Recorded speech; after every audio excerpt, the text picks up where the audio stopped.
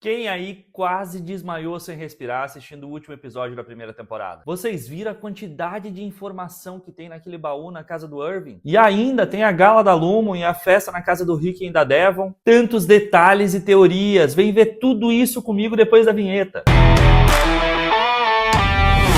Fala, meus queridos, eu sou o Diogo Alpendre e seja bem-vindo a mais um Viu Comigo. O vídeo mais emocionante que fizemos até agora, eu confesso. Chegamos ao final da primeira temporada e muito obrigado por acompanhar a gente até aqui. E não se preocupe, nós estaremos aqui ao longo de toda a segunda temporada, com muitas teorias, análises e curiosidades. Então já aproveita, se ainda não se inscreveu, se inscreva no canal, deixa o seu like nesse vídeo e nos outros também, que nós vamos enlouquecer juntos nessa segunda temporada, analisando cada detalhe de cada episódio. E hoje nós vamos analisar o episódio final da primeira temporada. Então se prepara, vamos ter muitos spoilers e muitas teorias. Então vamos lá, direto para a análise do último episódio, ou seja, o 9º episódio da primeira temporada de Ruptura. O episódio 9, a nossa season finale, tem o nome de We Are, em evolução ao nome do livro do Rick, The You Are, que foi o nome do episódio 4, lá atrás. E o episódio começa com os Zines sendo ativados pelo Dylan do lado de fora da Lumon. Vemos uma tela dividida entre os três em que podemos ver a reação de cada um deles. E é incrível! Detalhe, no episódio 8, no episódio anterior, nós não tínhamos ainda visto onde a Hayley estava e o que ela ia fazer. Então aqui é a primeira vez, de fato, que nós conseguimos ter uma noção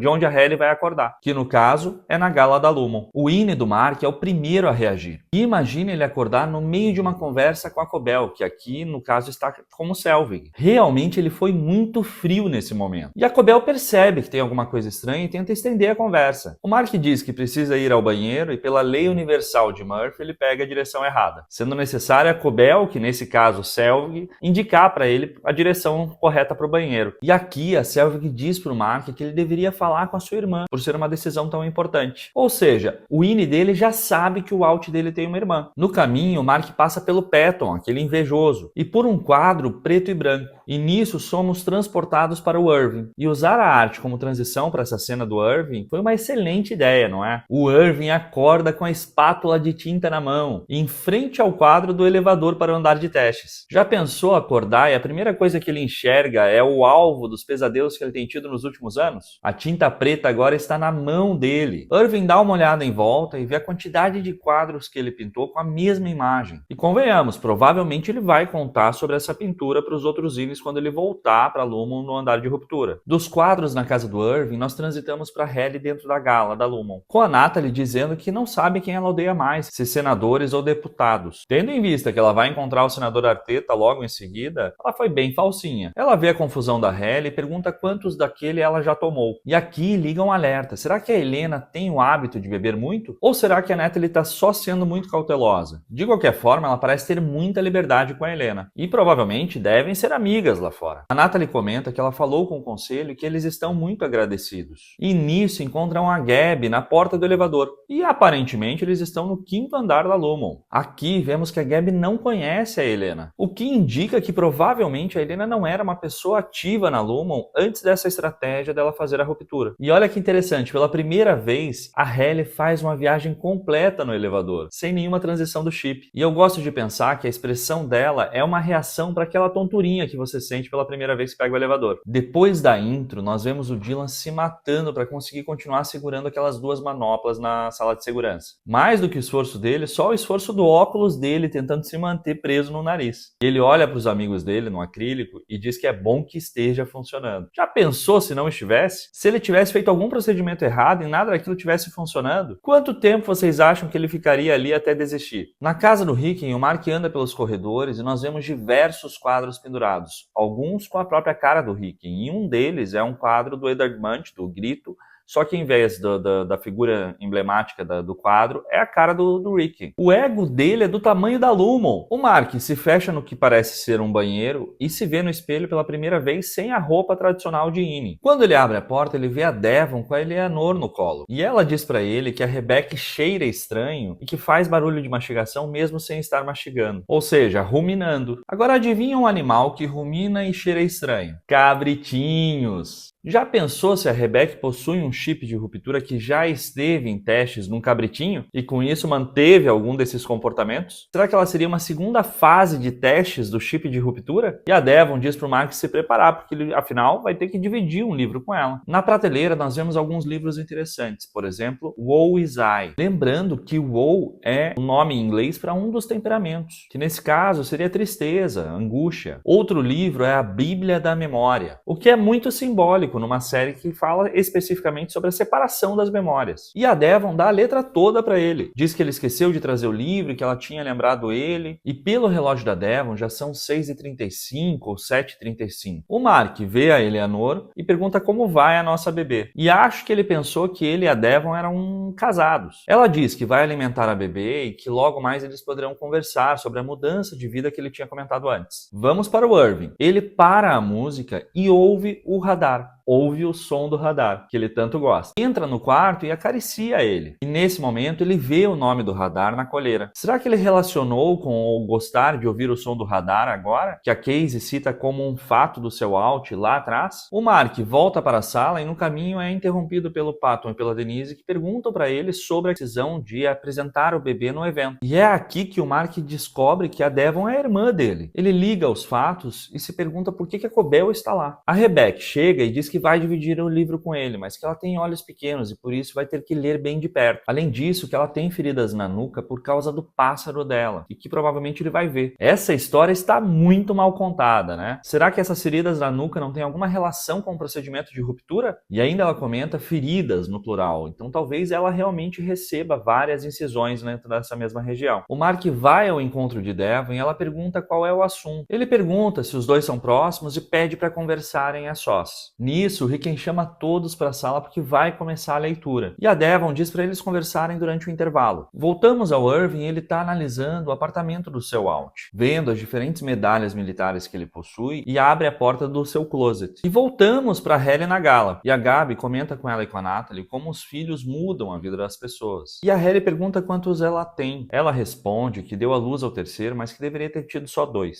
Nisso, elas encontram o senador Ângelo Arteta. A Gabi apresenta a Helena e ele pergunta para a Gabi se está tudo bem. E ela diz que ela não achou a mamadeira, o que explicaria provavelmente porque ela chegou atrasada. Essa ela seria sua outra versão que cuida dos filhos? Nesse caso, ela ainda não tinha conseguido chegar por não ter sido ativada, já que a sua outra versão estava procurando a mamadeira. E não deve ser fácil essa dinâmica da Gabi alternar entre as suas duas versões. Essa é a nossa teoria. A Halle comenta sobre os 3 filhos e a Gabi diz que não teria sido possível sem ajuda, e fazendo alusão aqui ao procedimento de ruptura. E a Gabi comenta sobre tentarem proibir o procedimento de ruptura sendo algo inadmissível, afinal de contas, para ela isso foi uma solução. Voltamos ao Irving e ele está dentro do seu closet, do seu armário, vendo as suas roupas. Ao olhar para baixo, ele encontra um baú militar que ele puxa para fora. E nessa cena nós podemos ver o armário dele de uma forma mais ampla. E agora vem uma outra teoria. Este armário na casa do Irving lembra muito uma versão espelhada do que vimos ser o closet da casa do Dylan, que nós vemos quando o INI dele é ativado pelo Miltic. É muito parecido. Será que Irving e Dylan são vizinhos no condomínio Lenora Lake? Ao lado da sua cama nós vemos uma caixa de lenços. E se nós analisarmos o MDR, a única mesa onde tem uma caixa de lenços é a do Irving, assim como na sessão de bem-estar que ele faz com a Casey. Será que assim como a vela da Gemma, a Cobell esteve plantando lenços para que o Irving se lembre de algo? Já que lenços são um artigo comum mesmo nos consultórios de terapeutas. E se ele for realmente o terapeuta do Mark, ou tiver se passado por terapeuta do Mark. Ângelo Arteta fala sobre a votação no Congresso, demonstrando que a ruptura é algo mesmo que está sob análise e votação. Lembrando que a Denise comentou sobre isso lá naquele jantar sem jantar no primeiro episódio, lembram? E ele fala sobre a galeria de fotos e de que ouvir o que a Helena tem a dizer sobre isso poderá fazer diferença nessa votação. E ele ainda diz para ela agradecer ao seu pai se ouvir. Spoiler, ela não agradeceu. E vamos para o Mark indo em direção à sala da casa do Rickon e da Devon para a leitura. E nisso ele passa pelo Dan Erickson conversando com a Devon. Dan Erickson, o escritor, o criador da série, fazendo um cameo no episódio final, bem ao estilo Stan Lee. Será que o Rickon sabe que o criador da Lumon está no seu evento? E a Rebecca chama o Mark para que eles fiquem juntos.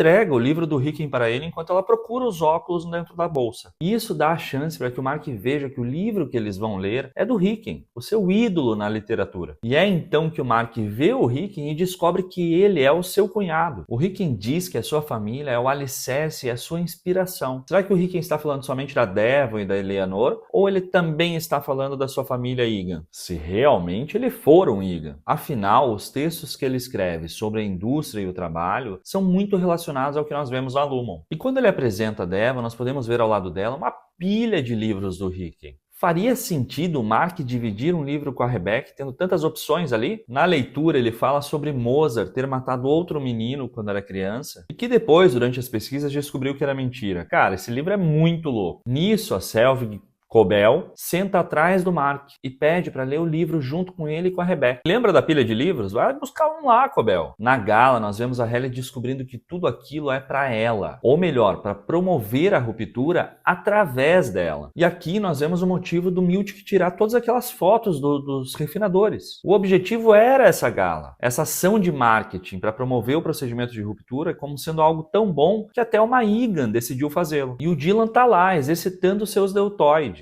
No apartamento do Irving, nós vemos ele tentar abrir o cadeado do seu baú e descobre que as chaves estão no seu bolso. E um detalhe interessante é a dobra das cobertas na cama, bem ao estilo militar. Essa série é muito cuidadosa. O baú do Irving, diferente daquele baú que nós vemos na casa do Mark, não tem o nome em cima. Será que é por ser mesmo dele e não de um parente que morreu em serviço? Imaginando que o baú do Coronel Scout tenha sido enviado ou então entregue ao Mark. No baú, nós vemos itens da Marinha dos Estados Unidos e uma foto em sépia de alguém que usou o traje que o Irving tem segurando nas mãos e com a palavra pai escrita atrás, o que indica que provavelmente o Irving vem de uma família de marinheiro e que, assim como seu pai, deve ter seguido carreira na marinha. Então, podemos ter aqui 3 gerações, o pai do Irving, o Irving e o Ângelo Arteta, agora no cenário político. Na parte de baixo do baú, nós vemos que o Alt do Irving tem investigado a Lumon bem a fundo. Na casa do Ricken, ele termina um capítulo e anuncia aqui um pequeno intervalo. E a Rebecca diz que foi transformadora e que vai ter que mudar o seu nome novamente. Oi? Como assim? Ela já mudou de nome? E agora, por causa do primeiro capítulo do livro do Ricken, ela vai mudar de nome de novo? Muda logo para Ine. E a Devon diz para o Mark ir até o quarto daqui a alguns minutos para que eles possam conversar. E o Mark aproveita para ir conversar com o Ricken, o seu ídolo. E o Ricken diz que não sabe o que está acontecendo com a voz dele, dizendo que ele parece um garçom velho e triste de uma lanchonete. E aqui o Mark se declara para o Ricken e diz que o seu livro mudou a sua vida. E aqui o Ricken resiste, dizendo que sabe o que o Mark pensa sobre ele. E o Mark pergunta se eles são amigos e o Ricken diz que sabe, que às vezes faz o Mark se sentir inferior por ter optado pelo procedimento de ruptura. E que estava olhando fotos antigas e achou uma deles 4 numa trilha. E pergunta se ele lembra sobre as abelhas engraçadas. O Mark pede para ver essa foto e é interrompido pelo Balf, que chama o Ricken. O Mark vai em direção ao quarto para conversar com a Devon e é interrompido pela Cobell, que pergunta por que ele está um pouco estranho. Por que ele ficou tenso? Ela está super desconfiada e começa a perguntar coisas para ele e ele desliza, dizendo: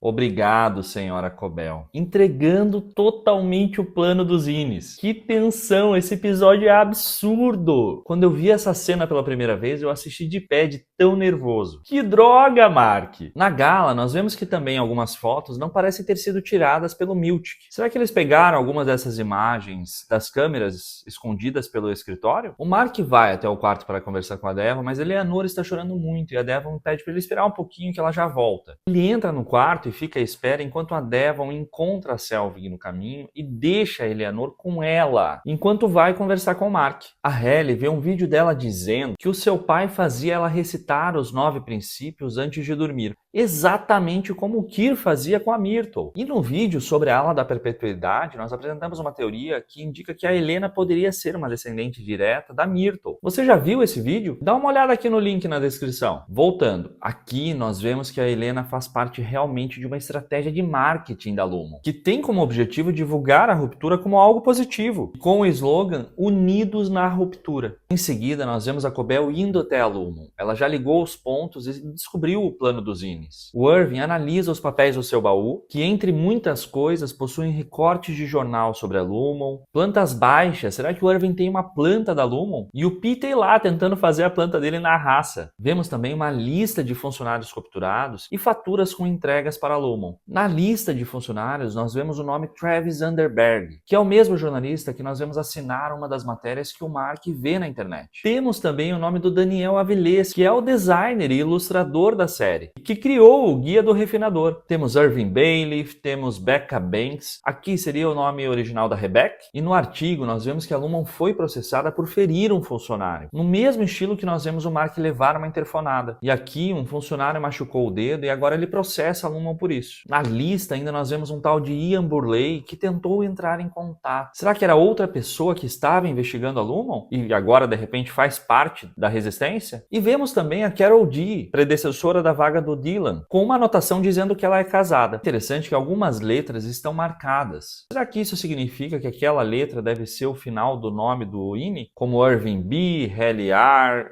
Dylan G e Mark S? Vemos também que um Doug Coleman sofreu um acidente de carro. Parece meio padrão na série. E enfim, chegamos ao Burt Goodman, que tem um endereço ao lado do nome dele. Enquanto o Irving vê o mapa de Kir, nós conseguimos ver o nome do Peter Kilmer, o nosso Peter. E mais uma vez nós não vemos os nomes dos novos refinadores, o que reforça que eles podem mesmo ter vindos do andar de testes. O Irving procura o endereço do Burt no mapa e uma carta com o endereço dele para que possa traçar a rota. E nisso nós vemos que o Irving tem conta no Myrtle Wigan Bank. Olha só, a Myrtle cobriu de educação a finanças, enquanto o Pip e o Gerhard, por enquanto, são só restaurantes. E na folha nós vemos o nome do Dylan George, o nosso Dylan. No mapa já temos a marcação de onde o Irving mora. E podemos supor que o Mark mora cruzando aquela ponte. E que a Devon deve morar ali perto. E lembra que antes deles irem embora, eles tinham prometido que iam focar na missão e não investigar as suas vidas? O Irving fez tudo, ó, certinho. A Haley foge para o banheiro para tentar dar uma respirada. E aqui nós vemos ela encontrar o pai da sua Alt pela primeira vez. Ele diz para ela que ela está muito bonita, como num filme, que é um comentário muito estranho. E pergunta se ela ainda sente dores, em alusão ao pescoço dela e a tentativa que a Anne teve com a sua Alt. E ela diz que não mais. E ele pega na mão dela e nisso nós vemos um anel, parece ser um anel muito representativo da Lumon, já que é uma logo antiga. Será um anel passado de CEO para CEO? E ele diz que chorou na sua cama quando contaram o que aquela Ine tinha tentado fazer com ela. Chorou na cama? Será que ele tem estado acamado por alguma enfermidade ou doença? E o que aquela Ine tentou fazer, eles realmente não veem os Ines como pessoas, veem como escravos. Ele agradece por ela estar fazendo isso e diz que o avô apreciaria muito o que ela fez. Seria Gerhard o pai do Jamie ou o Pip? Se foi o Pip, provavelmente seria na gestão dele que a ruptura tenha sido implementada através do chip. E ele diz ainda que um dia ela estará sentada ao lado dele no que seria o revolving dele. Seja lá o que isso signifique. Ele pergunta se ela está se sentindo bem e ela diz que a bebida pode ter afetado um pouco ela. E ele pergunta se ela está bem para fazer o discurso. E ela diz que sim. Ele relembra ainda de quando levou o protótipo do primeiro chip para casa para mostrar para ela. E que esse chip tinha as luzes azul e verde, as mesmas cores que a Helena escolheu para o vestido desse dia na gala. Ela provavelmente está fazendo tudo isso para agradar e ter a aprovação do pai dela. E lá atrás, quando ele mostrou o protótipo do chip, diz que ela falou para ele que ele era tão lindo e que todos deveriam ter um. E que agora, graças a ela, todos terão. Todos serão filhos de Kir. E logo eles são interrompidos porque a Helena está sendo chamada para subir ao palco. Sinistra essa conversa, já pensou? Ela como Ine tentando fugir o tempo todo da Lumon e como Alt é a herdeira de todo esse império. E fazendo parte de um plano para espalhar a ruptura por todo mundo. E agora, enfim, se sentindo culpada de verdade, ela faz a declaração de contrição mais sincera se olhando no espelho. O Milt que ficaria orgulhoso. O Irving pega as suas coisas e sai em direção à casa do Burt. E ao sair, nós vemos que ele mora na unidade 20 do Leonora Lake. E aqui nos é apresentado como alguns conhecimentos e habilidades não são afetadas pelo chip. Nesse caso, a reação do Irving ao descobrir que ele consegue dirigir um carro sem racionalizar sobre isso é fantástica. Afinal, quem nunca dirigiu no automático? Aposto que era o meu Alt dirigindo e eu só acordava quando chegava em casa. Na placa do seu carro, a figura do Kir com uma frase, Remedium Hominicus, e que em latim significa a cura do homem, ou seja, a Lumon, Kir é a cura do homem. Mark conta tudo para Devon. Diz que eles precisam mandar inspetores lá para investigar.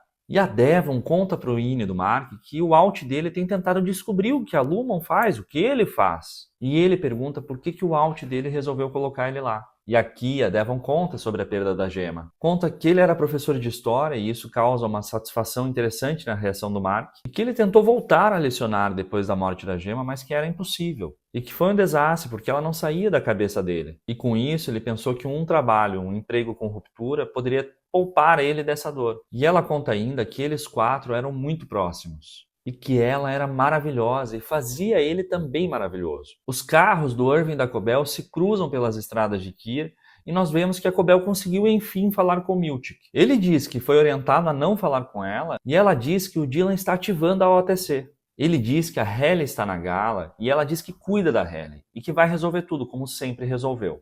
Ele corre para a sala de segurança, tenta abrir, mas não consegue, afinal o Dylan fechou aquilo com o cinto dele. A Devon diz que o Ricken conhece alguns jornalistas em Nova York e o Mark pergunta se eles seriam melhor do que a polícia. E ela comenta que a Lumon pode ter envolvimento com a polícia e que eles precisam ter cuidado com quem conversam. E aqui o Mark pergunta por que a Cobell está na festa. E quando a Devon descobre que a Selvig é a chefe do Mark disfarçada, ela enlouquece porque ela deixou a Eleanor com ela. O Miltic tenta convencer o Dylan a desistir oferecendo brindes para ele. Brindes que o Dylan nem sabe que existem, tipo paintball e suporte para copos. Enquanto isso, a Devon e o Mark procuram por Eleanor.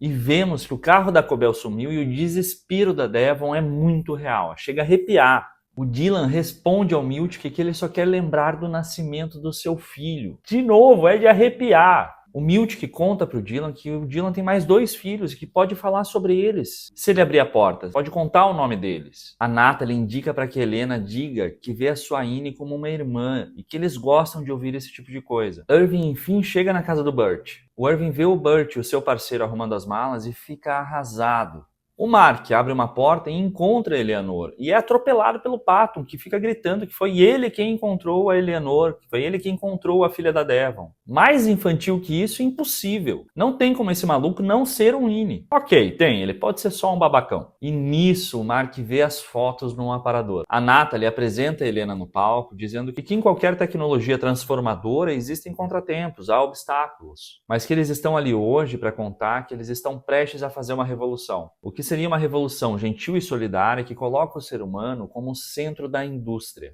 Nós não ouvimos o final porque a Cobell chega e segura a Halle perguntando se ela é ela, ou seja, a Ine. Halle diz para a Cobell que vai acabar com a sua empresa e a Cobell diz que a empresa é dela. Diz que os amigos dela vão sofrer, que o Mark vai sofrer. Que mesmo ela tendo partido, eles vão mantê-los vivos e sofrendo. A Natalie chama a Helena e nesse mesmo momento o Mark vê a foto dele com a Gemma no seu casamento. Nisso nós vemos a Halle surgir no palco da Lumon através da abertura da cabeça da foto da Helena. E com o símbolo da Lumon lá atrás, quase como se fosse o próprio Chip falando. Aqui o Mark descobre que a Gemma é a senhora Casey e corre para contar a Devon. Irving vai em direção à porta do Burt e o Miltic está prestes a cortar o cinto do Dylan que prende a porta da sala de segurança. E os óculos do Dylan não aguentam mais se segurar na ponta do nariz dele. A Halle conta que é uma Ine e que tudo que eles falaram sobre a ruptura é mentira. Mark corre e grita pela Devon. O Irving grita por Burt batendo na sua porta. A Halle detona a Lumon no palco e a Natalie percebe que é a Ine.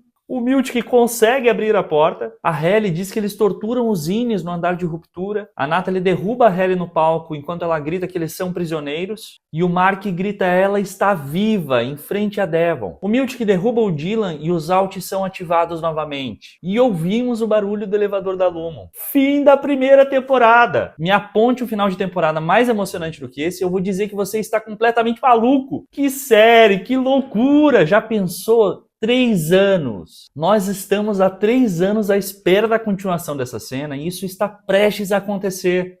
Não tem como não estar no hype. Estamos enlouquecidos por aqui. Uhul! Comente aqui embaixo qual é o nível de ansiedade que vocês estão para assistir esse primeiro episódio da segunda temporada, sabendo que ele vai começar exatamente da onde a gente viu parar esse final de temporada, sem enrolação nenhuma. E o melhor, a crítica tem dado avaliações altíssimas para a segunda temporada, o que comprova que a segunda temporada vai ser tão boa quanto a primeira, o que parecia impossível. Em Dan Erickson e Ben Stiller, we trust, nós confiamos. E aproveita e não esquece de seguir o perfil Severance.ruptura no Instagram, pois iremos deixar diversos conteúdos por lá no dia a dia durante a segunda temporada. Assim como também no grupo do Telegram, que está aqui no link na descrição. Não se esqueça, se você não tinha visto nada disso, agora você viu comigo.